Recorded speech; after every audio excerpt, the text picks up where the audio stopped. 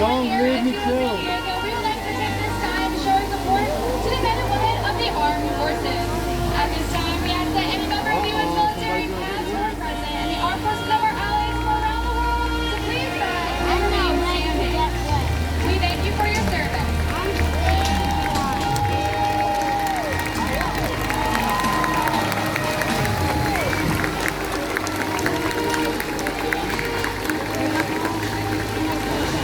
Zero the silent catch, the men and women in uniform, this is the world that we all share as well. Now please enjoy ORCA Encounter.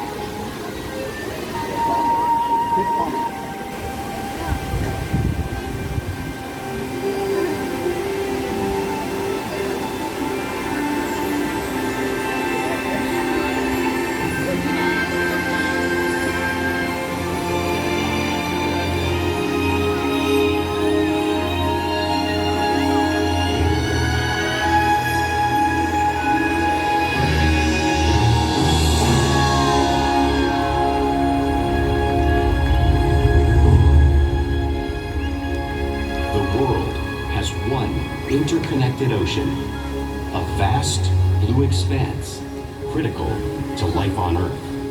And there's no better animal to represent the story of the ocean with all its splendor and uncertainty than the killer whale, or as it's scientifically known, the Orcinus orca. The orca lives in every corner of the ocean, from the Arctic to the Atlantic, the Southern to the Indian, to the mighty Pacific and beyond.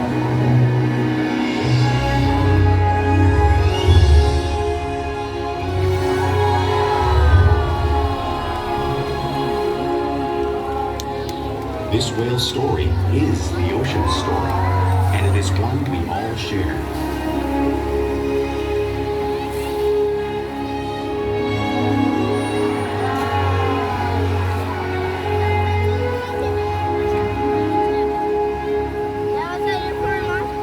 Welcome to SeaWorld ORCA Encounter. My name is Ai, and I'm so honored to introduce you to this intriguing and majestic animal.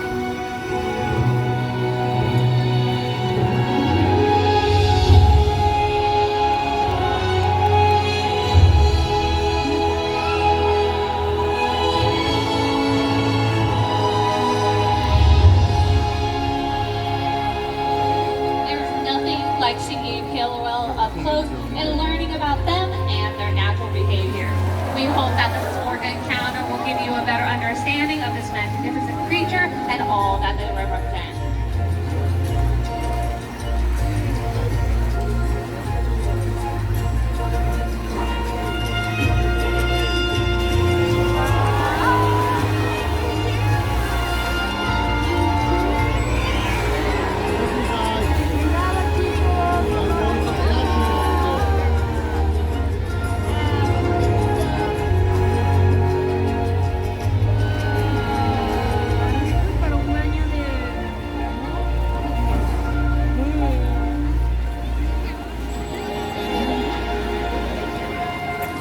While they are found in every ocean, orcas living off the coast of Iceland are quite different than those near Costa Rica.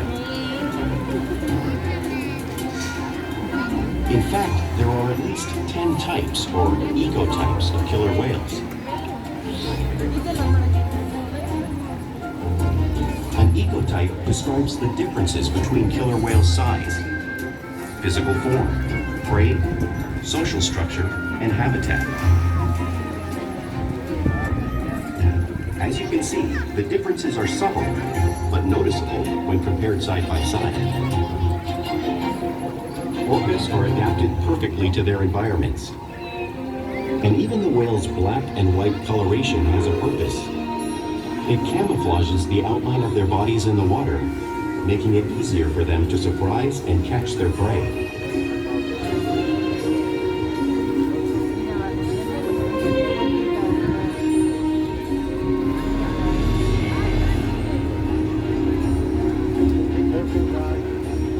When viewed from above, the black of the whale blends in with the dark depths of the ocean.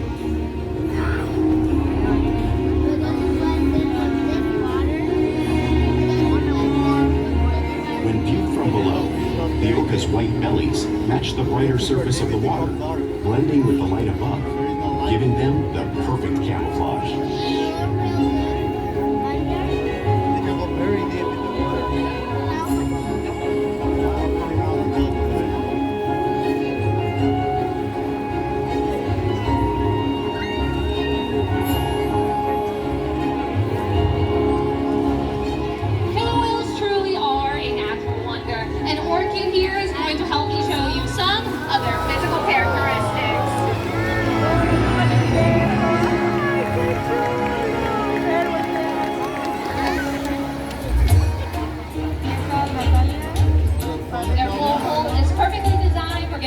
Breath of air at the surface of the water.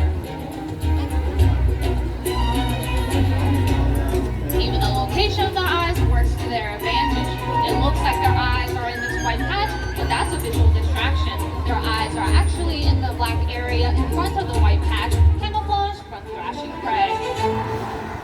The fin on top of the whale is called a dorsal fin, which helps stabilize the orcas when they are swimming and regulates body temperature. Because there are no bone or muscle structures in it, you may see them curved. The flippers on either side of the orca's body are called pectoral flippers, which are mainly used for steering and stopping. Each pectoral flipper has 5 bony digits inside of them, just like our human hand.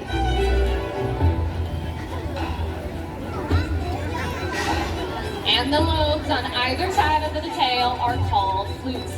Now, the tail fluke is the killer whale's engine, propelling them close to 30 miles per hour, just as fast as some of our speedboats. But they swim the fastest and use the most power when they're propelling their nearly 10,000-pound bodies all the way up and out of the water.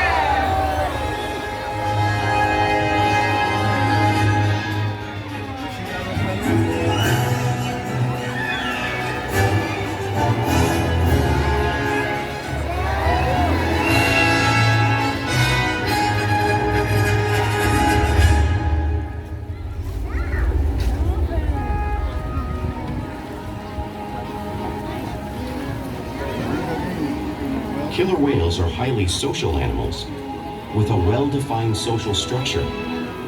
An orca pod is always led by a female.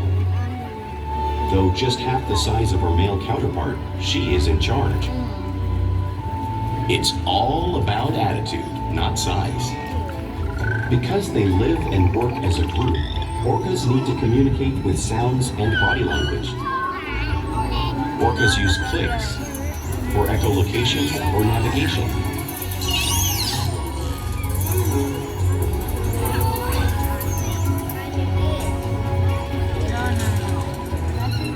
Whistles to socialize in the pod.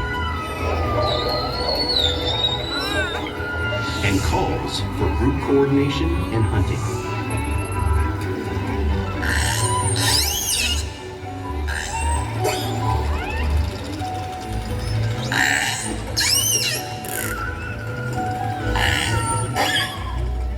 Vocal development studies here at SeaWorld show that early on, calves learn vocalization from their mothers. But as they grow, they learn from others close to them as well. This is a bottlenose dolphin call that Shuka learned and even taught other killer whales here at SeaWorld. In fact, orcas are the largest members of the dolphin family.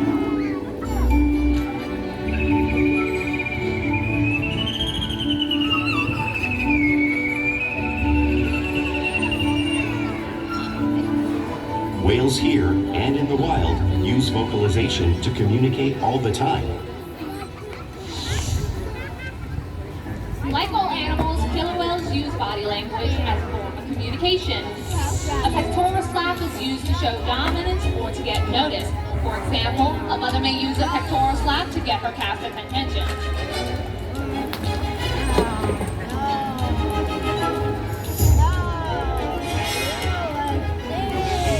But if they really want to be heard, they preach.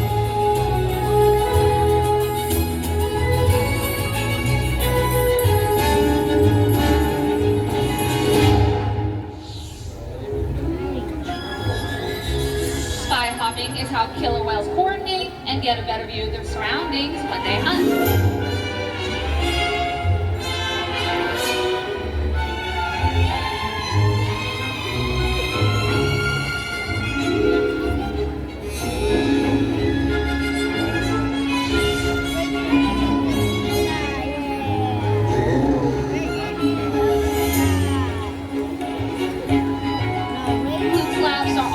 Another form of communication killer whales use both in the wild and right here at SeaWorld.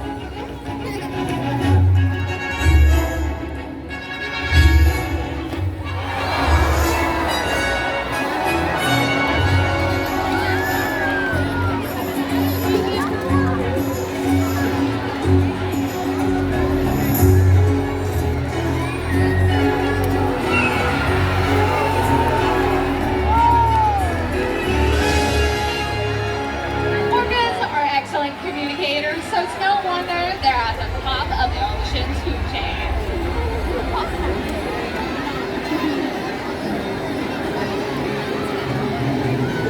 Killer whales work together to rear their young, protect their pod, and most importantly, pursue and